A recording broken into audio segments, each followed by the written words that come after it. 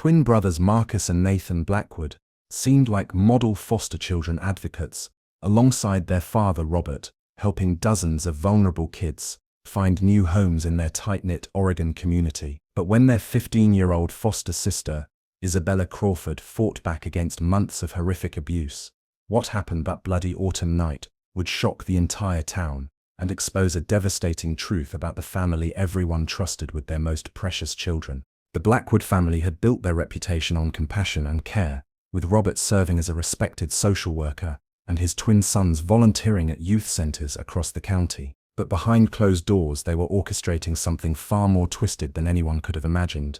And when Isabella finally reached her breaking point, the consequences would leave one brother dead and reveal a network of abuse that had been hiding in plain sight for years.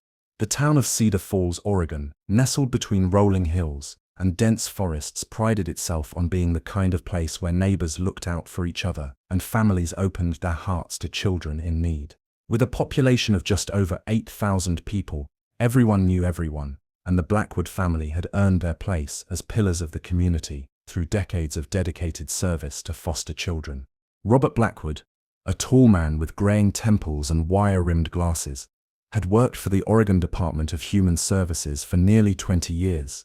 His colleagues respected him for his thorough case assessments and his ability to match difficult children with suitable families. At 52 years old, he had helped place over 300 children in loving homes throughout his career, earning commendations from the state and recognition from local newspapers.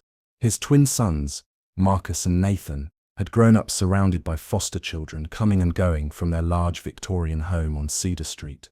At 21 years old, both young men had developed what appeared to be a genuine passion for helping vulnerable youth. Marcus, the more outgoing of the two, volunteered at the Cedar Falls Youth Center every weekend, organizing activities and mentoring troubled teenagers. He had studied psychology at the local community college and often spoke about pursuing a career in social work, like his father. Nathan, quieter but equally dedicated, worked part-time at the county library while completing his degree in education.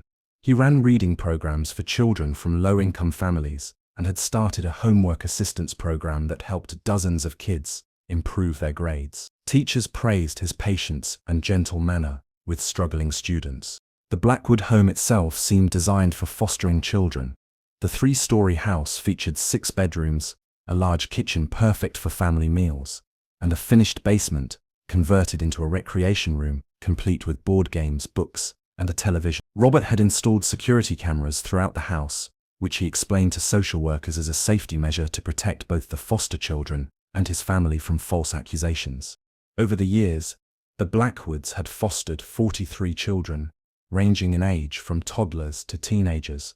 Most placements were temporary, lasting anywhere from a few weeks to several months, while permanent homes were located. The family specialized in emergency placements and children with behavioral challenges, situations that required experienced and patient caregivers. Former foster children who had stayed with the Blackwoods often spoke positively about their experiences.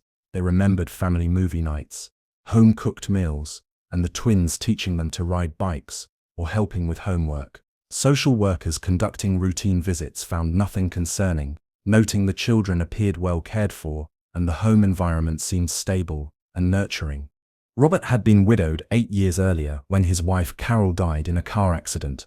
The tragedy had brought the family closer together, with Marcus and Nathan taking on more responsibilities around the house and with the foster children. Social workers viewed this as admirable, noting how the loss had strengthened their commitment to helping other families heal from trauma. The family attended Cedar Falls Baptist Church every Sunday, where Robert served as a deacon, and the twins helped with youth activities. Pastor Williams often praised their dedication during sermons, holding them up as examples of how faith could inspire service to others. The congregation had even organized fundraising drives to help the Blackwoods purchase additional beds and supplies for foster children. Local businesses supported their efforts as well. The hardware store donated paint for bedroom renovations. The grocery store provided gift cards for families reuniting with their children. And the sporting goods shop supplied equipment for the youth center where Marcus volunteered. The Blackwoods had become synonymous with child welfare in Cedar Falls, their reputation seemingly unshakable. But beneath this carefully constructed facade, something far more disturbing was taking place. The security cameras that Robert claimed were for protection served a different purpose entirely. The basement recreation room had been soundproofed under the guise of containing noise from active children, and the twins, rather than being the compassionate young men they appeared to be, had learned to prey on the very children they were supposed to protect. Isabella Crawford arrived at the Blackwood home on a cold Tuesday evening in early September, carrying everything she owned in a single duffel bag and a worn backpack. At 15 years old, she had already experienced more trauma than most adults could imagine, having been removed from her biological family due to severe neglect and abuse that had left both physical and emotional scars. The previous 3 years had been a nightmare of temporary placements and failed adoptions.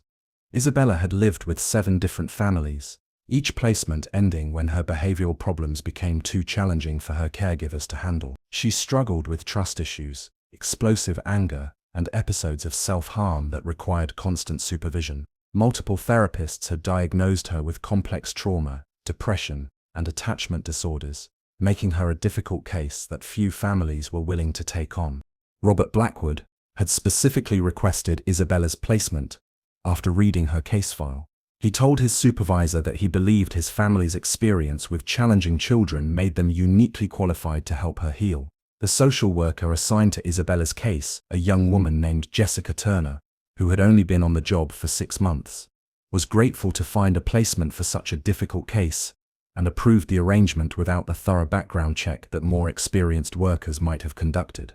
When Isabella first walked through the front door of the Victorian house, she was struck by how normal everything appeared. The living room featured comfortable furniture arranged around a fireplace, family photos lined the mantelpiece, and the smell of dinner cooking in the kitchen created an atmosphere of warmth and stability she had not experienced in years. Robert greeted her with what seemed like genuine kindness, showing her to a bedroom on the 2nd floor that had been decorated specifically for teenage girls. The room featured a single bed with a purple comforter, a desk for homework, and even a small television mounted on the wall. Isabella had never had her own room before, having spent most of her life sharing cramped spaces with siblings or other foster children. Marcus and Nathan introduced themselves as her new big brothers, explaining the house rules and offering to help her get settled. They seemed patient with her obvious discomfort and anxiety, giving her space while making it clear they were available if she needed anything. For the first time in months, Isabella allowed herself to hope that maybe this placement would be different. The first few weeks passed without incident. Isabella attended Cedar Falls High School, where she struggled academically but managed to avoid the disciplinary problems that had plagued her at previous schools. She ate dinner with the family each evening, participated in chores around the house, and even joined Nathan at the library for homework help sessions that gradually improved her grades. Robert seemed to understand her trauma in ways that previous foster parents had not. He never pushed her to talk about her past, but made it clear that he was available when she was ready. He arranged for weekly therapy sessions with a counselor who specialized in trauma recovery, and even allowed Isabella to decorate her room however she wanted, something that had never been permitted in previous placements. The twins appeared to be adjusting well to having her in the house. Marcus included her in family movie nights and taught her to play card games during quiet evenings at home. Nathan helped her with math homework and even defended her when other students at school made cruel comments about her being a foster kid. Isabella began to lower her defenses, something that had always led to disappointment in the past, but felt different this time. However, there were subtle signs that something was not quite right. Warning signals that Isabella's trauma-damaged psyche was not equipped to recognize. The security cameras that Robert claimed were for everyone's protection seemed to be positioned in unusual locations, including one that had a clear view of her bedroom door. The basement recreation room, which the family used for games and television, had thick carpeting and soundproofing that seemed excessive for its stated purpose. Most concerning, though Isabella did not realize it at the time, was the way Marcus and Nathan sometimes watched her when they thought she was not paying attention. Their gazes lingered too long, their helpful gestures sometimes involved unnecessary physical contact, and they seemed to know details about her daily routine that she had not shared with them. The twins had also begun asking probing questions about her past experiences with abuse, framing their curiosity as concern for her well-being. They wanted to know specific details about what had happened to her, how it had made her feel, and whether she had ever told anyone about it. When Isabella became uncomfortable and changed the subject, they would back off immediately, but the questions always resumed a few days later. 6 weeks after Isabella's arrival, the carefully constructed facade began to crumble, revealing the true nature of the Blackwood family. It started with small violations of her privacy and personal space, incidents that could be explained away as accidents or misunderstandings, but were actually calculated steps in a process of grooming and intimidation. Marcus began entering Isabella's room without knocking, claiming he needed to check on her well-being or deliver clean laundry. When she protested, he would apologize profusely and explain that he was only trying to be helpful, making her feel guilty for being suspicious. Nathan started offering unsolicited back rubs when she complained about tension from stress, his hands lingering longer than appropriate and moving to areas that made her deeply uncomfortable. The twins worked together with practiced coordination, alternating between kindness and violation in a way that kept Isabella constantly off balance. When one brother crossed a boundary, the other would step in as the sympathetic ally, offering comfort and understanding, while subtly undermining her confidence in her own perceptions. They convinced her that her discomfort was a result of her trauma history, rather than their inappropriate behavior. Robert played the role of the concerned father figure, expressing worry about Isabella's adjustment, and suggesting that she was misinterpreting normal family interactions due to her past experiences with abuse. When she tried to explain her concerns to him, he would nod sympathetically while subtly questioning her version of events, making her doubt her own memories and reactions. The psychological manipulation escalated gradually. The twins began isolating Isabella from potential support systems, convincing her that her teachers and therapist would not understand her situation and might even have her removed from the placement if they knew she was having problems. They reminded her of her history of failed placements, suggesting that her inability to trust was the real problem and that she was sabotaging her own chance at stability. Physical violations became more frequent and more severe. Marcus would corner Isabella in the hallway when no one else was around, pressing his body against hers while pretending to reach for something behind her. Nathan would find excuses to touch her inappropriately during seemingly innocent activities like helping with homework or household chores. Both brothers began making crude comments about her developing body, disguising their harassment as jokes or expressions of brotherly concern. The abuse extended beyond the twins' individual actions. They began working together to corner Isabella in the basement recreation room, claiming they wanted to include her in family activities, while actually using the soundproofed space to escalate their harassment without fear of being overheard. They would block her exit, force her to sit between them on the couch, and subject her to increasingly aggressive touching, while threatening consequences if she tried to leave or tell anyone about their behavior. Robert's role in the abuse became more apparent as the weeks passed. Rather than being an unknowing bystander, he was an active participant who used his authority as both her foster father and a respected social worker to maintain control over the situation. He monitored her communications with the outside world, including reading her text messages and emails under the guise of ensuring her safety. When Isabella tried to confide in her therapist about her concerns, Robert intercepted the conversation by sitting in on sessions and redirecting discussions away from the twins' behavior. He convinced the therapist that Isabella was experiencing a normal adjustment period, and that her complaints were manifestations of her attachment disorders rather than legitimate concerns about abuse. The family's position in the community made seeking help virtually impossible. When Isabella tried to talk to a teacher about her situation, the teacher contacted Robert directly to express concern about Isabella's adjustment. Rather than investigating her claims, the teacher accepted Robert's explanation that Isabella was struggling with trauma responses and needed extra support and understanding rather than intervention. Isabella found herself trapped in a nightmare that felt eerily similar to the abuse she had experienced in her biological family, but with the added horror of knowing that the very system designed to protect her was being used against her. The Blackwoods had weaponized their reputation and their knowledge of the foster care system to create a situation where Isabella's cries for help would be dismissed as the troubled ramblings of a damaged child. The twins delighted in her helplessness, often reminding her that no one would believe her word against theirs. They pointed out their volunteer work, their father's sterling reputation, and her own history of behavioral problems as evidence that any accusations she made would be viewed as lies or delusions. They convinced her that speaking out would only result in her being moved to a group home or psychiatric facility, outcomes that terrified her more than enduring their continued abuse. As autumn deepened and the abuse continued, Robert Blackwood's true nature became impossible to hide. Far from being an unknowing enabler, he was the architect of a carefully designed system that allowed him and his sons to prey on vulnerable children while maintaining their public image as devoted advocates for foster care. The security cameras throughout the house were not for protection, but for Robert's entertainment and documentation. He had installed hidden cameras in Isabella's bedroom, the bathroom, and other private spaces, creating a comprehensive surveillance system that captured her most vulnerable moments. Late at night, after Isabella had cried herself to sleep following another day of harassment and abuse, Robert would review the footage in his locked office, deriving satisfaction from her pain and fear.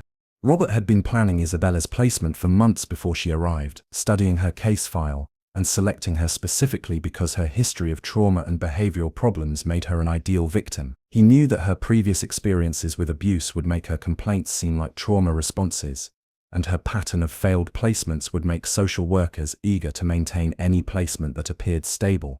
The basement recreation room served as the primary location for the family's most severe abuse. Robert had soundproofed the space not to contain noise from children's activities, but to prevent Isabella's screams from being heard by neighbors. The room contained equipment that had nothing to do with recreation, including restraints, recording devices, and implements designed to inflict pain without leaving visible marks. Robert's participation in the abuse was both physical and psychological. He used his knowledge of trauma psychology to break down Isabella's resistance systematically, employing techniques designed to create learned helplessness and complete dependence on her abusers. He convinced her that the abuse was her fault, that she had somehow invited or deserved it through her behavior or past experiences. The documentation that Robert maintained was extensive and organized. He kept detailed records of each incident of abuse, including photographs, videos, and written descriptions of Isabella's reactions. This material served multiple purposes. It provided him with personal gratification, it created evidence that could be used to blackmail Isabella into silence, and it formed part of a larger collection that he had been building for years using previous foster children. Robert's professional position gave him access to other vulnerable children, and Isabella gradually realized that she was not his first victim. He would sometimes reference previous foster children in ways that suggested they had experienced similar abuse, making comments about how certain children had learned to be more cooperative, or had eventually come to appreciate the special attention he provided. The twins had been trained by their father from a young age to participate in his crimes. What Isabella had initially interpreted as independent actions by Marcus and Nathan were actually coordinated attacks designed and supervised by Robert. He taught them how to groom victims, how to escalate abuse gradually, and how to maintain their public personas while committing horrific crimes in private. Robert's control extended beyond the immediate family to the broader community systems that were supposed to protect Isabella. He used his professional relationships to manipulate social workers, therapists, and school officials, feeding them information that portrayed Isabella as unstable and unreliable, while presenting himself and his sons as patient caregivers, dealing with a particularly challenging case. When Isabella's therapy sessions began revealing signs of ongoing abuse, Robert convinced her therapist that she was experiencing false memories or trauma responses rather than current victimization. He provided the therapist with research articles about how childhood trauma could create false perceptions of abuse, and suggested that Isabella needed more intensive individual therapy rather than investigation of her claims. The abuse escalated dramatically during October, with Robert becoming increasingly aggressive and experimental in his approach. He began using drugs to sedate Isabella before assaults, making her groggy and disoriented, while ensuring she would have difficulty remembering or reporting specific details of what happened to her. The twins participated more actively in these sessions, with Robert coaching them on techniques and encouraging them to be more violent and degrading in their treatment of her. Robert's sense of invulnerability grew as the abuse continued without consequences. He became careless about hiding evidence, leaving bruises and marks that he explained away as results of Isabella's self-harm or clumsiness. He started taking greater risks, abusing Isabella during times when discovery was more likely, seemingly confident that his reputation would protect him from any serious investigation. The psychological torture intensified as well. Robert began showing Isabella footage of previous foster children being abused, explaining that this was what happened to children who did not cooperate or who tried to cause problems for their caregivers. He described in detail what had happened to other victims, using their suffering as threats about what Isabella could expect if she continued to resist or attempted to seek help. As November approached, Robert announced that he was planning to adopt Isabella permanently, a development that filled her with absolute terror. She realized that if the adoption went through, she would be trapped with the Blackwood family permanently, with no hope of rescue from social services. The prospect of spending the rest of her childhood and adolescence as their victim drove her to a level of desperation that would soon have deadly consequences. The night of November 15th began like any other evening in the Blackwood house, with dinner around the kitchen table and Robert discussing plans for the upcoming adoption proceedings. Isabella sat in silence, pushing food around her plate while internally calculating how many days remained before the adoption would become final and her last hope of escape would disappear forever. After dinner, Robert announced that he needed to attend an emergency meeting with a colleague about a crisis placement, leaving the twins alone with Isabella for what he claimed would be only a couple of hours. Isabella recognized this as one of Robert's lies, a setup designed to give Marcus and Nathan unsupervised access to her for an extended period. Her stomach knotted with familiar dread as she realized what the evening would likely bring. Nathan suggested they watch a movie in the basement recreation room, a proposal that Isabella knew was not really a suggestion, but a command disguised as friendly invitation. She had learned through painful experience that resistance only made the eventual abuse more violent, so she followed the twins downstairs while her mind raced through possible escape scenarios. The basement felt different that night, charged with an energy that Isabella could not identify, but that filled her with more fear than usual. Marcus seemed more aggressive than normal, his movements predatory in a way that suggested he was planning something beyond their typical harassment. Nathan appeared nervous, but excited, glancing repeatedly at his brother as if awaiting some predetermined signal. As soon as they reached the basement, Marcus locked the door behind them and pocketed the key, eliminating Isabella's most obvious escape route. The twins positioned themselves on either side of her, on the couch, effectively trapping her between them while pretending to search for something to watch on television. Their conversation seemed forced and artificial, lacking the casual cruelty that usually characterized their interactions with her. 20 minutes into a movie that none of them were actually watching, Marcus made his move. He grabbed Isabella's wrist and twisted it behind her back, while Nathan moved to block her from standing up. This was more aggressive than their usual approach, and Isabella realized with growing terror that they had decided to escalate beyond harassment and touching to something much more serious. When Isabella began to struggle and scream, Nathan pressed his hand over her mouth, while Marcus increased the pressure on her twisted arm. They were no longer pretending that their actions were accidents or misunderstandings. They had dropped all pretense and were openly assaulting her with the confidence of predators who believed they were beyond consequences.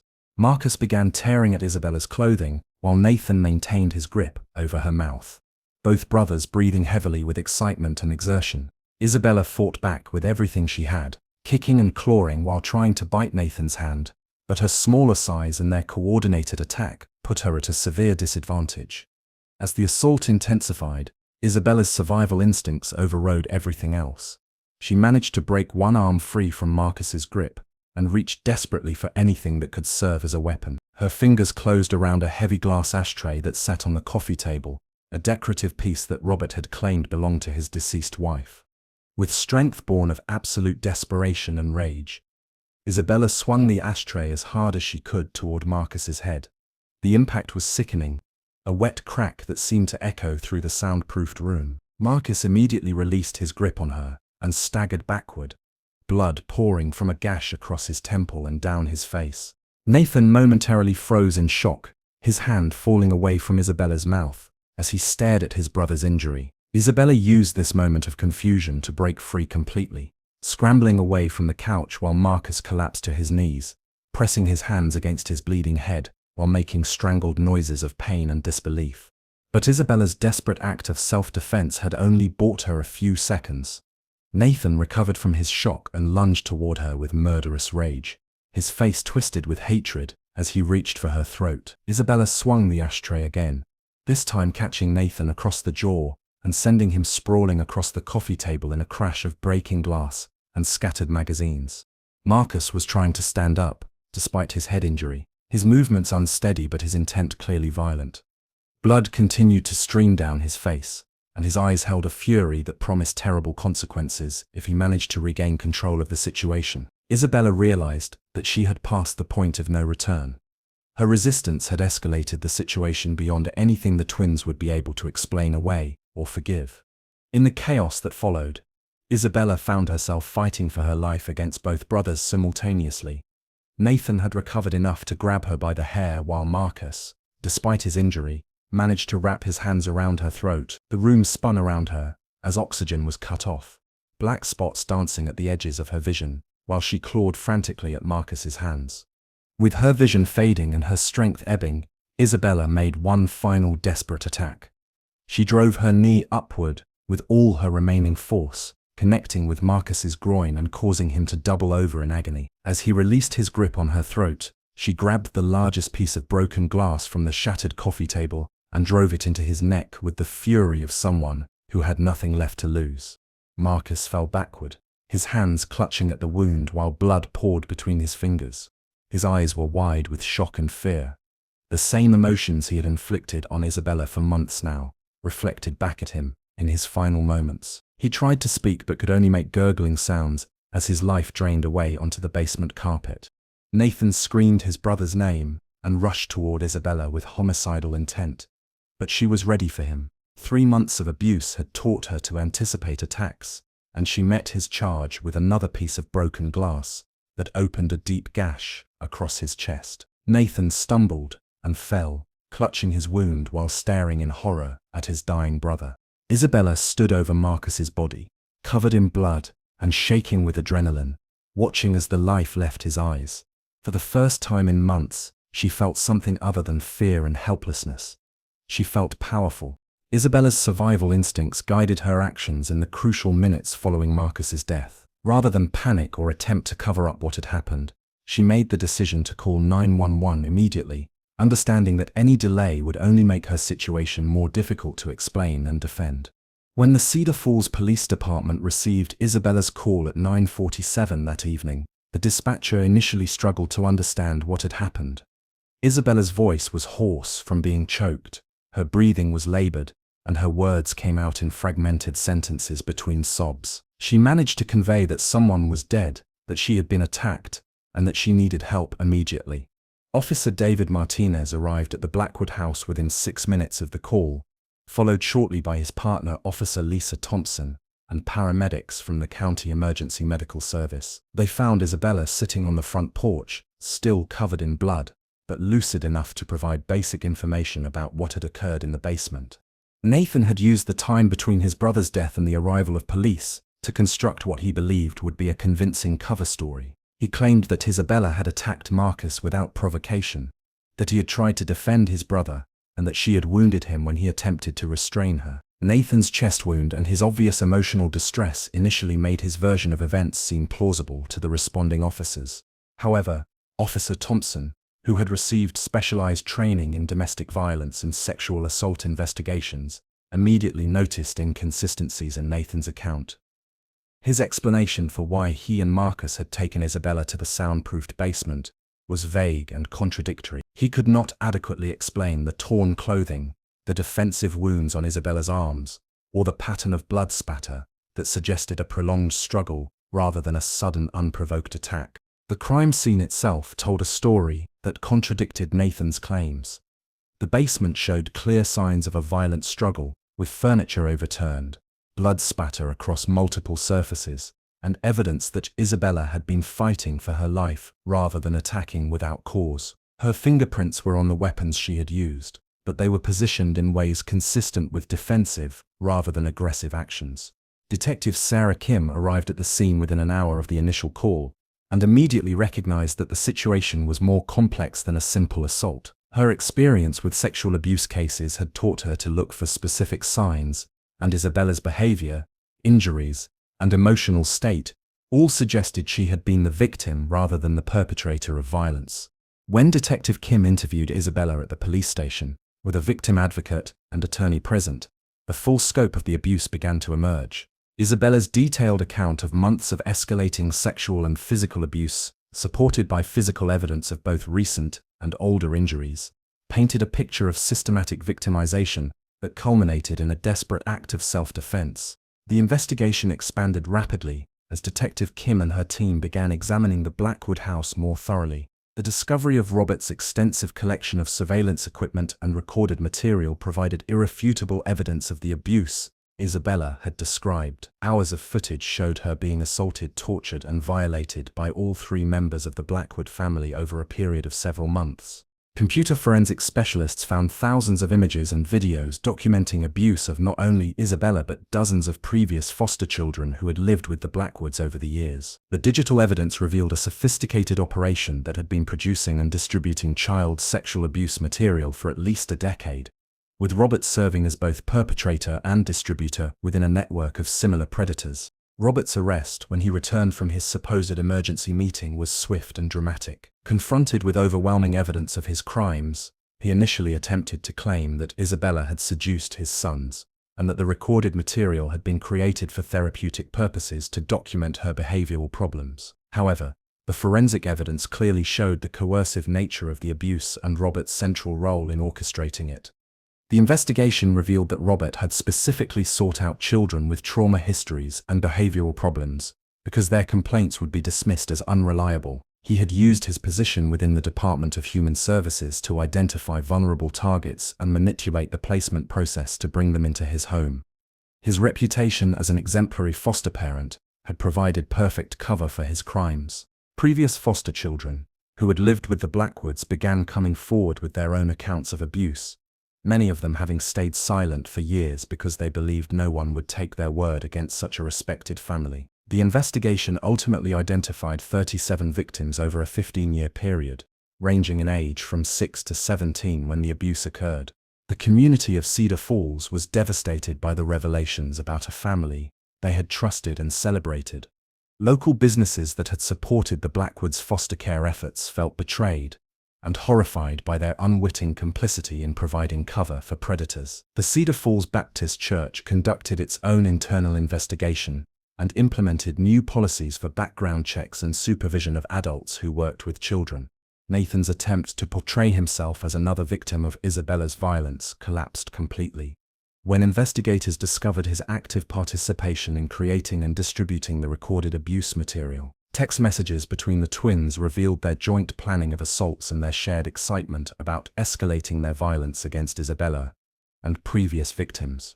The Oregon Department of Human Services launched a comprehensive review of all cases handled by Robert Blackwood, resulting in policy changes designed to prevent similar situations. The department implemented mandatory psychological evaluations for all foster parents, increased frequency of unannounced home visits, and created new protocols for investigating complaints made by foster children. Isabella's act of self-defense was ultimately ruled justified by the district attorney's office after a thorough review of all evidence.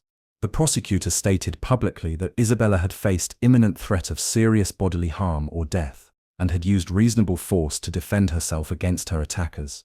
No charges were filed against her, and she was praised for her courage in surviving such horrific circumstances. The trial of Robert and Nathan Blackwood became one of the most closely watched criminal proceedings in Oregon state history, drawing national media attention and shining a spotlight on systemic failures within the foster care system. Both defendants initially pleaded not guilty, attempting to maintain their innocence despite overwhelming evidence of their crimes. Robert Blackwood's defense team tried to argue that he was a dedicated social worker who had made mistakes in judgment, but had never intended to harm children. They portrayed him as a grieving widower who had lost his way after his wife's death, and suggested that his actions were the result of untreated mental illness rather than criminal intent. However, the extensive documentation of planned and coordinated abuse made this defense impossible to sustain. Nathan Blackwood's attorneys attempted to position him as a victim of his father's manipulation, arguing that he had been groomed from childhood to participate in abuse and did not understand the severity of his actions. They requested leniency based on his age and claimed psychological damage from growing up in an abusive household. This strategy also failed when prosecutors presented evidence of Nathan's enthusiastic participation and his role in recruiting and grooming victims. Isabella testified during both trials, displaying remarkable courage and composure as she described months of systematic abuse and the night she was forced to fight for her life. Her testimony was supported by extensive physical evidence, recorded material, and accounts from other victims, creating an unshakable foundation for the prosecution's case. The jury deliberations were brief in both cases. Robert Blackwood was convicted on 43 counts of child sexual abuse, production and distribution of child sexual abuse material, conspiracy, and other related charges. He was sentenced to life in prison without the possibility of parole, with the judge stating that his betrayal of public trust and the systematic nature of his crimes warranted the harshest possible punishment. Nathan Blackwood was convicted on 37 counts related to child sexual abuse and production of illegal material. Despite his youth, he was sentenced to 60 years in prison, ensuring that he would spend the remainder of his adult life incarcerated. The judge noted that his willing participation in horrific crimes against vulnerable children demonstrated a level of depravity that required permanent removal from society. Isabella's recovery was supported by a team of trauma specialists, legal advocates, and a new foster family that had been carefully screened and trained to work with survivors of severe abuse. The process was long and difficult, requiring years of therapy to address the psychological damage inflicted by the Blackwoods. However, Isabella's natural resilience and determination to reclaim her life drove her progress. 3 years after the night that changed everything, Isabella had not only survived, but begun to thrive. She completed high school with honors, earned a college scholarship, and decided to study social work, with a specialization in child protection. Her goal was to reform the system that had failed to protect her and ensure that other children would not experience similar horrors. Isabella became a powerful advocate for foster care reform, speaking at conferences and working with legislative committees to strengthen protections for vulnerable children. Her testimony helped pass new laws requiring more rigorous screening of foster families, mandatory trauma-informed training for social workers, and enhanced monitoring systems for high-risk placements. The financial settlement from lawsuits against the Department of Human Services and other responsible parties provided Isabella with resources for education and therapy, but she chose to donate significant portions to organizations working to prevent child abuse. She established a foundation focused on supporting survivors of institutional abuse and improving safety protocols within foster care systems.